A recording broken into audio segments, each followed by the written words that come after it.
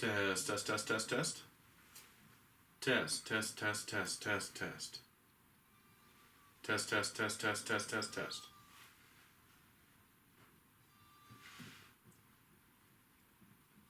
One, two, three. Hello, everybody. Welcome back to the Off-Farm Income Podcast. Hey, thank you for joining me for another one of our Rural Crime bonus editions.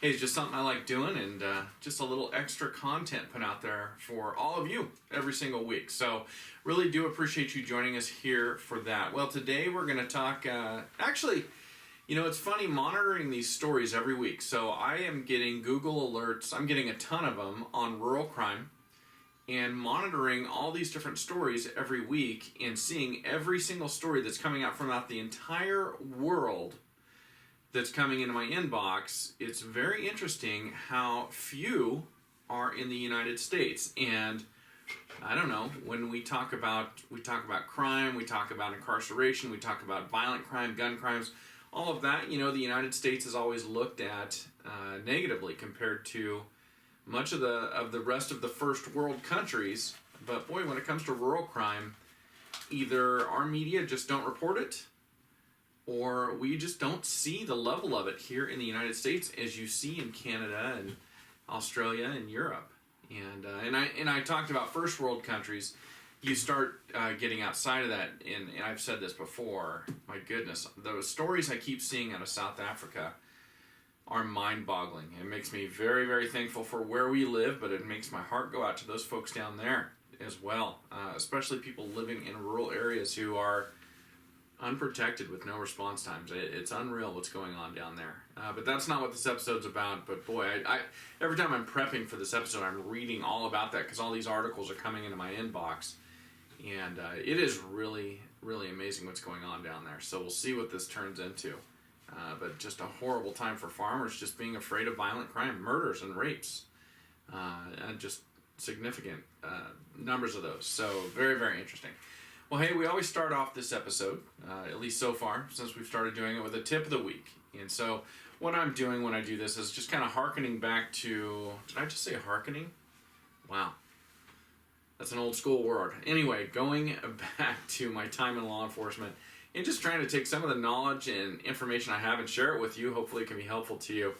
And last week when I did this, I kind of broke it into two parts. And we were talking about what to do if somebody actually does break into your house. And so last week we were talking about if you're going to keep a firearm, where and how to store it, so you give yourself time to wake up and become awake before you obtain that deadly weapon, just in case what you think is a break-in is actually not a break-in. It's somebody from your family or something like that who's just doing something abnormal. They're, for some reason, up in the middle of the night or something like that. You want to avoid a tragedy of a mistaken identity when you're holding a deadly weapon. Well, I think what I'm going to add on to that today will also be something that can help you avoid a tragedy in the case that you get woken up in the middle of the night and you believe somebody's either breaking into or is already inside of your house.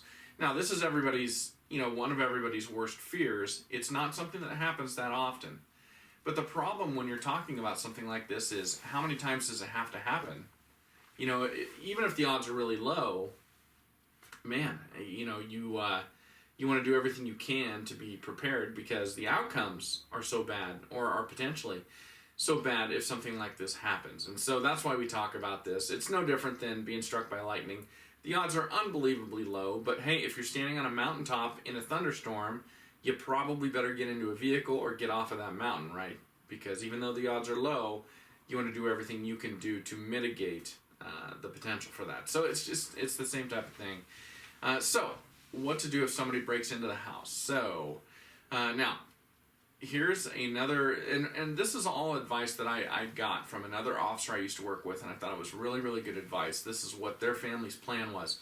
And so here's part two. We already know where the gun's going to be locked up and why it's locked up and why we want there to be a little bit of a delay in us obtaining it so we can wake up and get our faculties about us. Now, the second part of this is, and this is easier if you live in a two-story house and all the bedrooms are up on the second story, but if you don't, and it's really popular these days to have a split split living house, I think is what they call it, where you've got all the guest bedrooms or the kids' bedrooms on one side of the house, the master bedroom on the opposite side. That makes this much more of a challenge. So what I'm going to say here is not going to be perfect in every single scenario. Now, at my house, this would work very well. But if at yours, maybe it wouldn't. But maybe the concept of what we're talking about, you could retrofit this to where you live. So you get woke up in the middle of the night. Now, you believe somebody's broken in the house. You hear something break or fall over or something downstairs. Or let's say that you're all living on one side of the house and you hear it on the other side of the house and you're a single level home. The advice I was given that I really liked was that the husband, the wife, maybe the most experienced person with the firearm, they obtain the weapon that they're going to use to protect the family. And then the spouse, if there's a spouse there, goes and gets the kids, gathers up the kids, gets all the kids, there's a head count done, they're all brought to one location, everybody is together. Then at that point, the person who's gathered up the kids, they're the ones calling 911. And there should be a phone. In these days, that's pretty easy because there's going to be a cell phone or something like that present. So they're the ones calling 911. And now the person with the firearm, they are going to be guarding the area that whoever is in the house could enter to gain access to the people, to you and to the children. Now, when we talked about this at the police department, we took it another step, and I think this step makes sense. And by the way, your iPhones have the ability to record a conversation. And I highly advise going to voice memos in your iPhone and then clicking on that and activating that while this is going on. Recording the audio of what is going on. I highly, highly recommend this. Because as long as you're doing what you think is reasonable and what is needed to protect your family from imminent harm or death or something like that, then audio recordings, audio evidence are only going to help you. This is my opinion, but this was my opinion when I was a police officer and I had an audio recorder. As long as I was doing the right thing or doing my best to do the right thing, then that audio recording was only going to help me. It was going to help exonerate me or show that I was trying to do the right thing. So if you've got two iPhones, I suggest doing that as well and having that going. Now, again, there's a lot going on during this period in time, and I don't want your focus to be all on how do I figure out how to do voice memos. If you don't know how to do that already, and I'll show you here on the video, if you're watching the video of this on YouTube, if you don't know how to do that already, well then now is not the time to learn if something like this is really going on. But man, it's 2 clicks on your iPhone. And if you know how to do it, let that thing roll and record the whole thing. Record the whole thing, because as long as you're trying to do the right thing, then that'll be a benefit to you. Now, the next thing that we talked about was making an announcement to whoever's in the house. The announcement would be something like, take whatever you want, take the TV, take the computer, whatever. We're upstairs, I'm armed with a firearm, and if you come up here and come anywhere near my family, then I'm going to be forced to defend myself and defend my family with this firearm. Now, I think that sets a very, very good... It does a couple of things. It gives a warning to the bad guy, which is not something that they, in this circumstance, are entitled to, by the way. So you're giving them something that they're not necessarily entitled to. They've broken into your house. They're an unknown threat at this moment in time. So it demonstrates that you're not just out to shoot somebody or to do something like that. You're trying to resolve this situation without that happening. And you're also establishing a clear line in the sand, which is, look, right now you've got the run of the downstairs. And by the way, let them know, hey, the police are on the way. We've already called 911. Law enforcement is coming here now. But of course, for those of us in rural areas, that may be 20, 30, 40 minutes. We don't know. But let them know law enforcement is on the way right now. And you've got the run of the house until they get here down there. But you don't come to this area of the house. This is where me and my family are. And if you come here, we are going to defend ourselves with deadly force. Now, that's kind of what we would do, and then we would want to be staged in an area of the room or the closet or where the hallway, wherever you find yourself, where you think is the most secure area for you and your family to be, waiting for law enforcement to get there. The person with the firearm, they need to be focused on the point of ingress into the area where you're at. So if that person is going to come to where you're at, where are they going to have to come from? How are they going to enter that area? That's the point of ingress. Now, ideally, you're going to be in a room or somewhere where there's only one point of ingress, meaning there's only one way for them to come in. That way, if they're going to come into that area, you can already have your firearm pointed at that area. You can already be watching that area, and you're not going to be taken off guard. You're not going to be caught off guard or surprised when they try and enter, because you're going to be focused directly on that area. Now, when I was in law enforcement, these were doorways. You're going into a bedroom. You've got to go in through the doorway. And we called this the fatal funnel. This is no big secret. You can look this up online. But we called this the fatal funnel. It's the funnel because it's the only way in. And it's fatal because anybody inside that room with a gun, if they want to shoot you when you try and come in, they know exactly where you're going to be, which is coming through that doorway. So they know exactly where you're going to be. Now, we practice tactics to get through a doorway quickly.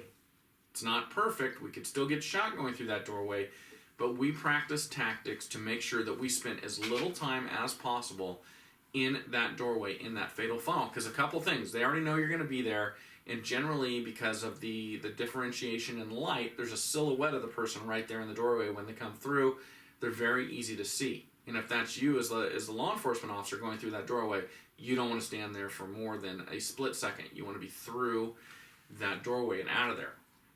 Now, reverse this situation. If the bad guy is going to come through a doorway, then they could get through very quickly as well. They may not. They may walk in and stand there, in which case they make it easier on you to do what you need to do. But this is important for you when you're selecting where you and your family are going to be. And I'm thinking of my home right now, and of course I don't know the layout of yours, but I'm thinking of my home right now. In my home, we would be in a certain room that has a long hallway, which means I could be at the doorway of that room watching the long hallway. And essentially what a long hallway is, it's a very extended fatal funnel, because there's no way to get in and out of it very quickly. You've got to stay in that fatal funnel for a second, 2 seconds, something like that. Whereas just a doorway, you can get through in a fraction of a second. But a hallway, you've got to come down 5, 6, 7, maybe 10, 12 feet before you can exit into another room, and you can get out of that funnel. And so that's something to consider. But you've given your warning, you've called the police, you are recording the audio, and you're basically saying, look, do what you're going to do. The police are coming, but don't come up here, because up here we're defending ourselves. Now, a lot of us are going to live in states where we have like a castle doctrine or a stand your ground law and things like that. And, you know, you guys, you've got to be careful with these laws, because just because you've pulled that law up and say you've read it on your state's got a website that shows your state statutory codes and things like that. Just because you've pulled that up and read that doesn't mean that law works just exactly the way it's written right there. If there's already been court cases that have adjudicated the constitutionality of this law, then there may have been rulings either by a federal appellate court or maybe by your state Supreme Court or maybe a state appellate court in your state that's altered what is actually legal under that law. It doesn't mean they go back in and change the wording of what you read in the actual state statute, but it may mean that an actual function of that law, it may not work exactly as written. So my advice to you is, if you have a castle doctrine, that's great. That provides you with more protection as the homeowner, as the parent of the people in this family, when you actually do have to defend yourself. But even if you have the legal authority to just walk downstairs and shoot somebody because they've broken into your house, you know what? There's still civil liability that comes with that, and there's potential criminal liability if you don't understand the law correctly. So my suggestion would be, even if you're in a state with a castle doctrine statute, a stand your ground law, I would still do what we're talking about here. All that means is you are even more shielded from civil liability and from criminal liability when you've taken those extra steps to give the burglar or whoever they are, whatever they're in there for, an opt-out, a warning that you don't have to provide them, and an opt-out to say, hey, look, don't come this way, because this is what we're going to do if you do. To me, that's just an extra shield, because it's not just what happens in the moment, it's what happens in the aftermath that's going to be very impactful on you and your family as well. And I almost guarantee you, the way people are in society these days, let's say a burglar is in your house, they don't heed your warnings, and they're going to come down that hallway towards you and your family, and you do discharge a firearm, and you do defend yourself. And they may be fatally shot, they may not be fatally shot. You're getting sued either way. You're getting sued by them, or you're getting sued by their relatives. It doesn't mean they're going to be successful, but you want all of the protection you can have for doing what you had no choice but to do when the time came. Now, in states without castle doctrines, there are going to be laws on the books about you retreating. You're going to have some duty to retreat and to escape before the use of lethal force is going to be justified to defend yourself. This is all based under what is reasonable and what is unreasonable. If you're one person by yourself, you got a sliding glass door in your apartment that leads out to the back patio into the parking lot, and you can just bail and get out of that apartment, and you live in a state without a castle doctrine, then yeah, it's really reasonable for you to choose escape over stationing yourself in one part of your residence and defending yourself. Now, you may, if you've got other information, if you think somebody else is outside, they're waiting for you to come out, then that changes everything. But generally, that's not really what we're looking at here, right? We're looking at a break-in type situation for unknown reasons, whether it be for theft or for some other reason. Excuse me. But with that said, once you add a spouse, once you add children into the mix, now trying to escape with all of these people in tow and to do it safely, that becomes much, much more difficult. And so therefore it becomes more reasonable for you to take up a position in a room of your house and say, do not come down here. We are down here, and if you do, we're going to defend ourselves. So it's just, these things vary. These situations and all the different circumstances of these situations are flowing, they're dynamic, they're different in everyone. But I hope this advice helps you should this day ever come. This is not something to think about for the very first time that it happens. You should be thinking about these things before they ever happen and what you're going to do. And that goes for those of you who are like, look, we don't want firearms in our house. Okay, that's fine. But you still could be the person that has somebody break into your home. And so what's your plan then? Have a plan. Are you going to use a baseball bat? You got a really good lock on a door? Whatever. Come up with a plan, but don't think about it for the first time when it occurs. When I was a police officer and we would be driving to calls, and it could be a nonsensical call to something mundane and non-consequential, or it could be a call where we know there's a threat of danger that we're going to, we would always do what's called a crisis rehearsal on our way, which is we thought with all the information that we had available to us on our way to the call, we would go through in our minds, what are we going to do if this happens? Where am I going to park? How am I going to handle this? How am I going to handle that? So if something bad did happen, hopefully it was not the first time that we had to think about the particular scenario. So that's all I'm saying to you is just don't let this be the first time you've ever considered what you will do. All right, everybody, a quick word from our sponsors, then we'll jump into our rural crime story. So lacrosse boots, lacrosse footwear, everybody. Love me some lacrosse footwear. Done right since 1897, lacrosse footwear has been making quality boots for hunting, working, and tending the land for over a century. And of course, you all know we use the Alpha Range boots here on our farm every single day of the year. We want you to do the same. Let your local farm and ranch retailer know you want to see lacrosse footwear in their showroom and find yourself some there.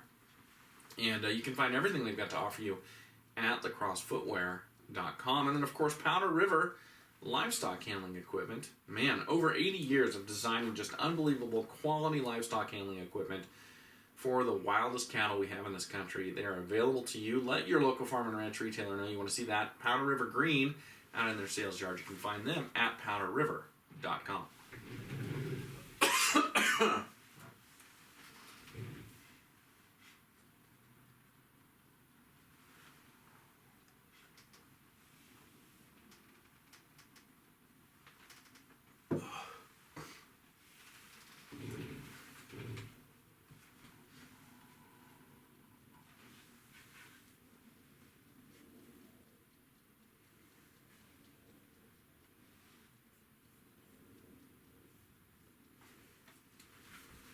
All right, so some rural crime stories. Well, we'll start here in the U.S. And like I said, man, there are just not that many in the U.S. compared to what I get from all around the rest of the world, including the rest of the first world, Canada, Australia, the United Kingdom, Europe. There's not that many. This one's coming out of Texas, and this is more of a... I put this in here just because, A, thank you, Texas, my number 2 largest audience. But man, this is, if you can help out, this would be great. So this comes off of, it looks like a television station, KHOU 11. It says, can you help? Riding Charities horse trailers stolen in Humble. Dreamcatcher Stables is a therapeutic riding group that teaches adults and children how to ride and care for horses. Dreamcatcher Stables teams people with disabilities and at-risk youth with horses to help give them confidence and purpose. All right, so it says here in Spring, Texas, a charity that helps people with disabilities and at-risk youth is hoping the public can help them get their stolen horse trailer back. Dreamcatcher Stables teens, adults, and children's, yes. They were shocked to discover someone stole one of their horse trailers sometime between noon Tuesday and 8:30 a.m. Wednesday, and this came out on August 13th to give you a frame of reference. The thief cut through the fence on the property at 20907 Burnham Wood in Humble to get the trailer. Santa Rolling, Dreamcatcher Stables president, said the property belongs to Bush International Airport, which makes the theft a federal crime. Let me park on that for a second.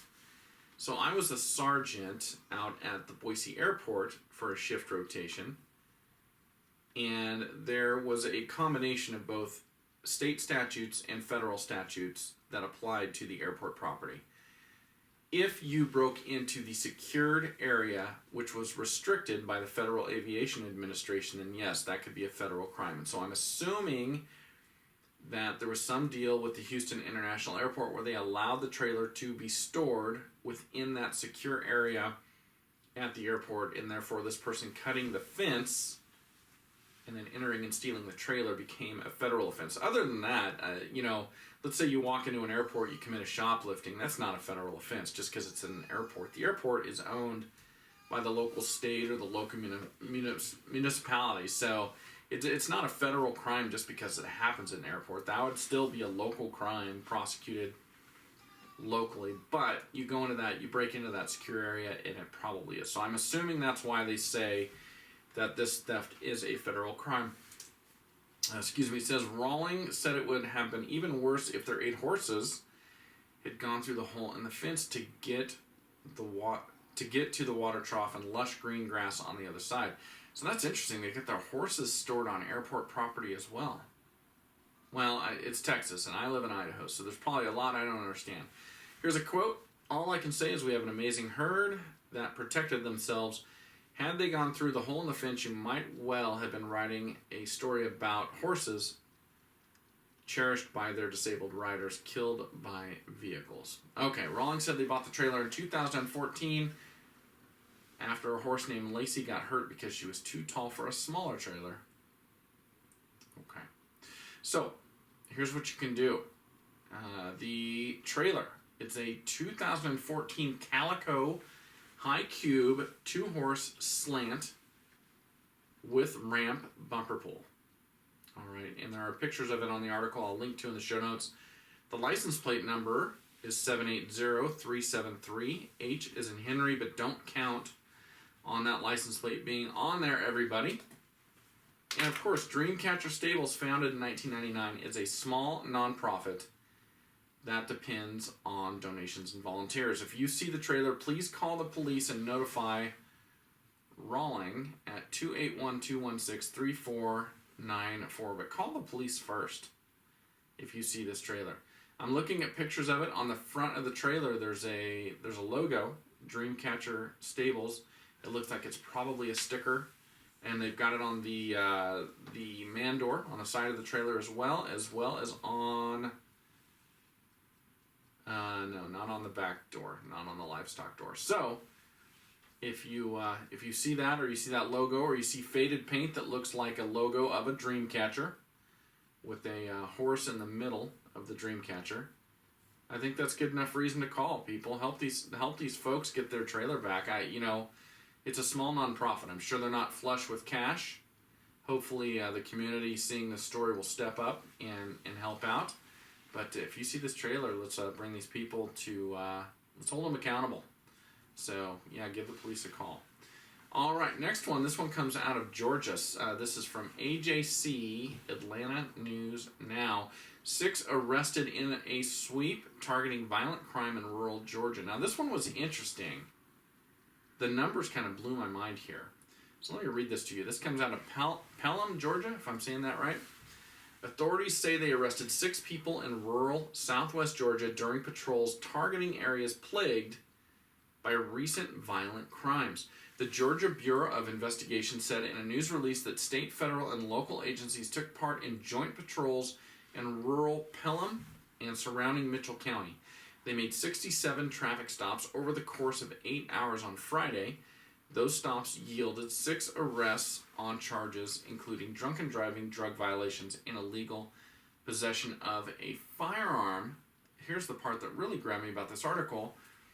The GBI, Georgia Bureau of Investigation, said the patrols focused on an area where a recent spike in violent crimes included more than 30 shootings and home invasions since January. Man, 30 shootings since January. This article was written August 9th. So in 8 months, 30 shootings. What's that? 3 to 4 shootings in these rural areas per month. And we're talking rural communities, southwest Georgia. So that's interesting to me. I don't know. I'm like, I want to be Paul Harvey here. I want to know the rest of the story. With that said, I found that interesting. The home invasions always scare me. Now, I talk about, in our next segment, of course, is titled Where the Second Amendment Doesn't Exist. And I do think that gun ownership and gun laws in the United States really provide a shield of protection for people in rural areas. But I will tell you, occasionally, criminals get emboldened and they'll go out into rural areas where there's nobody else around and they'll do home invasion robberies. And those scare the dickens out of me. They don't scare me so much at my place. Our culture and our society we've got here in the Treasure Valley of Idaho doesn't seem to be conducive to that type of crime. It just really does not happen.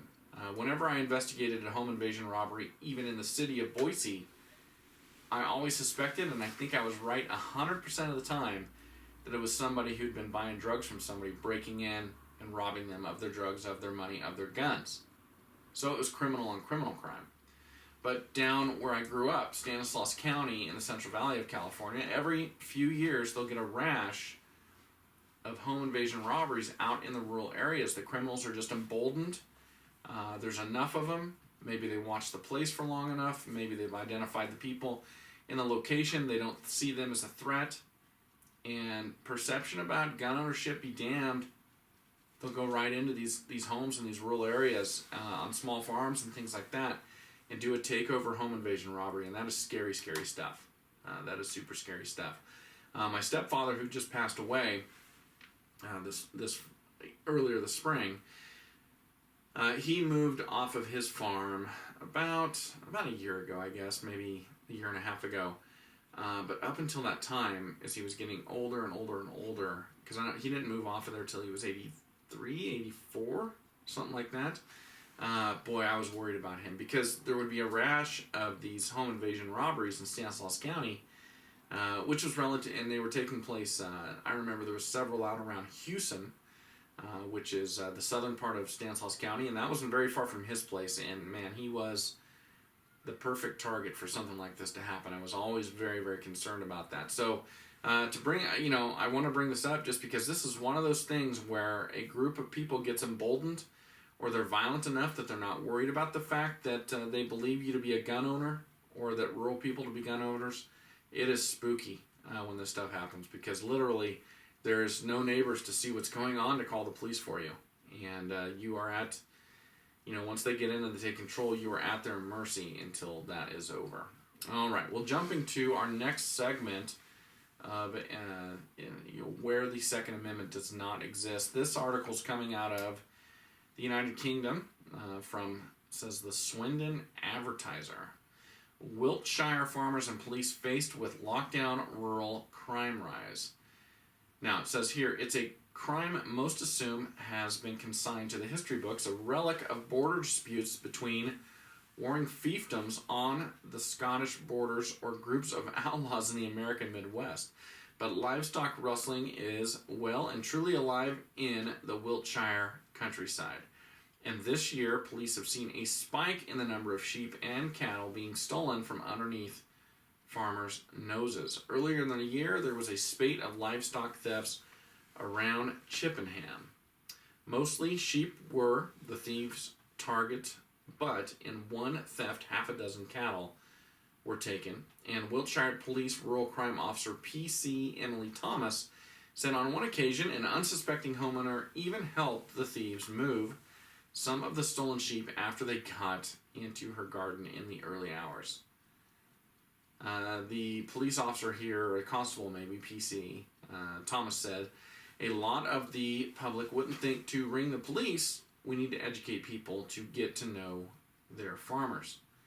Then it goes on to say here, the stolen animals are usually destined for the secretive black market meat trade, either sold to abattoirs or taken to illegal slaughterhouses in the cities. So that is very interesting. Black market meat sales. Very interesting to me. And it goes on to say, for sheep, you'll have to have a level of experience in handling livestock. To move sheep at around 2 a.m. in the pitch black, potentially with some working dogs and a couple of quad bikes, you need to know what you're doing. And then it goes on to say, this isn't a chance of luck criminal. This is organized. They know what they're doing and they have the skills. They have a location and they know where they're going to take the sheep to. And that sounds all to be true.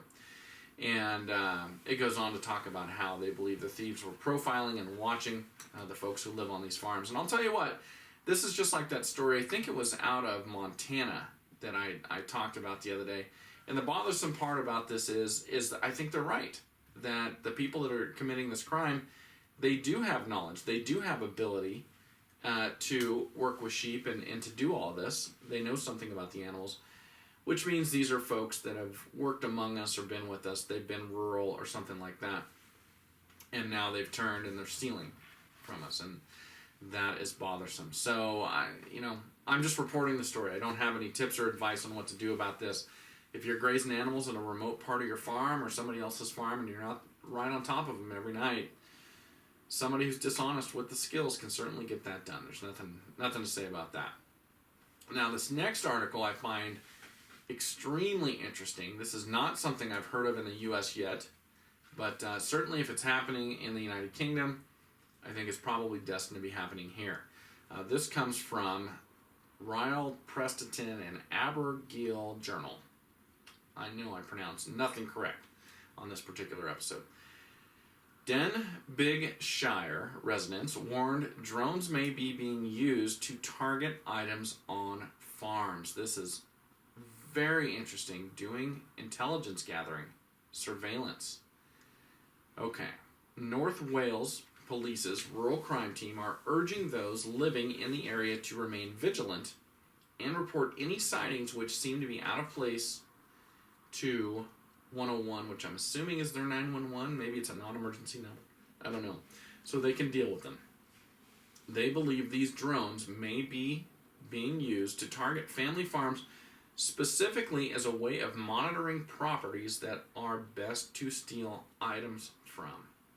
A spokesperson for the rural crime team said, "We are having reports of drones being seen flying over farms in the Denbighshire area over the last few days with no reason to be there. We are investigating links with people possibly using the drones for surveillance prior to stealing items from the farm, so be aware." So that is very, very interesting to me, the use of drones to come in and do research and gather up intelligence essentially on you and your farm, your movements, all of that prior to committing the theft. Now, I've talked a lot on this particular version or this particular episode of the Off-Farm Income Podcast about this rational choice theory and why and how I think that plays into the lack of rural crime that we see in the United States. Well, if you think about somebody who's flying a drone and they're trying to identify items they want to steal, they're getting a good look at the layout of the place, they're getting a good look at who is there, who lives there, what's going on. I mean, or they might be ready to do the theft right now, and they might be flying the drone over the place first to see if anyone's home, and if no one's home, maybe they'll come do it in broad daylight. I don't know. But what I do know is this, is that if you've got a suspect who is sophisticated and intelligent and patient enough to fly a drone over a place, what they're doing is they are rational choice offenders, and they are trying to determine where the highest, because remember, rational choice is all about cost versus benefit of committing the crime. So they're trying to figure out where the highest benefit exists and where the lowest cost, the lowest potential cost, which is getting caught or getting shot, exists to them. And if they can figure out there's very valuable stuff on this farm, they can figure out how they're going to get in and get out quietly and quickly with the item beforehand, then what they're doing is they're lowering their chances of getting caught, therefore they're lowering their potential cost.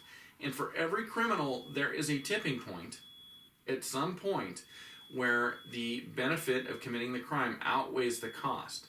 And as they lower the potential cost and they're identifying things of higher value, they're getting closer and closer to that tipping point. And once they reach that tipping point, that's when they're going to make the decision to carry forward with this criminal act on your farm at some point.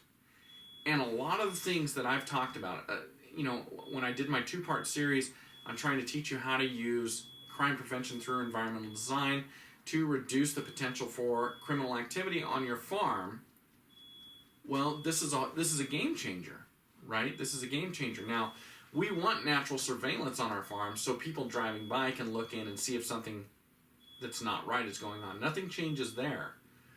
But on the flip side of this, if they can get in and they can scout out your farm without ever being there, without ever being seen or spotted, if you don't know where they're coming from because there's a drone up in the air, then all of a sudden it takes away an opportunity for this person to be identified or to be seen while they're out there scouting. It really is a game changer, and it really gives an advantage to the suspect. So if you see a drone flying around your farm, I don't think anybody would ever suspect that that's something necessarily innocent. Now, it may be. It may be. People have drones for hobbies, and I did an episode with a gentleman with a drone business who lives here locally in Idaho, and he came out to my farm, and we flew his drone all around my farm, and we flew it all the way over to my friend's farm that I could see from my house where we were leasing it, and we had cattle there. So, yeah, we flew over somebody's farm on the way there, and it was innocent. But in general, it's not going to be. So, man, if that's going on, let your local law enforcement know and see if you can find out where the pickup or the car is, where it's being operated from. Get a picture of it, get a license plate number, something. That may be what you need to do to shut this down before it really gets started.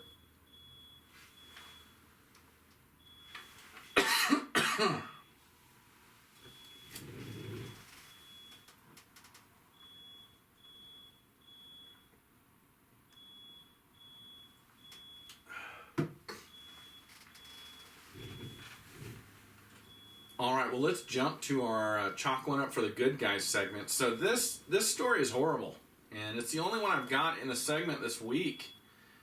So either people aren't reporting on it, or there just wasn't that many stories this week about us shutting down rural crime, but this one popped up in the rural crime feed that I've got on Google. This one is loosely associated with rural crime, but it's such an egregious story. And by the way, this can happen to any of us. So any of us, whether we live rural, urban, or suburban, might have a pet that we want to give up, and we want to do right by the pet. So this comes from the cantonrep.com, and the subheading on this publication is Connecting Stark County. It says, pet advocate indicted for felony animal abuse and theft. Now, describing this person as a pet advocate is a little bit misleading. This person was putting himself out there as a pet advocate in order to facilitate his scam. Certainly not a pet advocate, but let's get down to this article. All right. Oh, it says here maybe this is by the Columbus Dispatch, so I don't know what I was reading before, but here we go. Stephen Baldwin, age 39, was arrested in California after fleeing Ohio, accused of euthanizing animals without permission. Stephen Baldwin presented himself as a caring lover of pets, especially dogs that were about to be cast off because they were incorrigible or unruly. So here, in the beginning of the article, they make it clear he presented himself as a caring lover of pets, but in the heading, pet advocate, that's what grabbed my attention, by the way. Pet advocate indicted for felony animal abuse makes you think that somebody who was like an animal rights person was being hypocritical, but this guy was not a pet advocate at all. So a little clarification in that heading might have been nice, but I may have never clicked it if it had been correct. So okay, here we go. Okay, so going on, and he was known in Union County for his leadership. Oh, I'm sorry. The heading of this article is right on the money, and I don't know how I missed this when I scanned through this earlier. So let me read this again. And he was known in Union County for his leadership, he was the executive director of the Humane Society, a humane agent who investigated cases of pet and livestock abuse, and founder of a nonprofit agency collecting donations to match unwanted dogs with new owners. So, egg on my face, I was way off. This guy is a hypocritical pet advocate, or he took those positions to gain access. I don't know. People do that frequently. By the way, everybody, frequently with child abuse, child sexual abuse, abusers, predators will take positions that get them access to kids. And that's the only reason they're coaching a team. That's the only reason they're a Cub Scout or a Boy Scout leader. It's the only reason they're a camp counselor or something like that. Now, it doesn't mean you shouldn't have your kids play sports, be in the Boy Scouts, be in the Girl Scouts, go to camp. It just means be wary. Because just because somebody holds one of those positions doesn't mean they're genuine. Actually, Sports Illustrated years ago, like 20 years ago, did a whole magazine called Who's Coaching Our Kids? And it was all about predators getting into coaching just so they'd have access to children. I don't want to freak you out unnecessarily.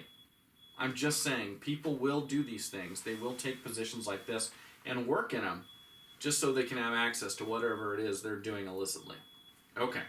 Okay, so he did all that stuff for pet advocacy, and it says, but secretly Baldwin was grooming pet owners with a promise to rehabilitate their dogs or find them new homes for a fee.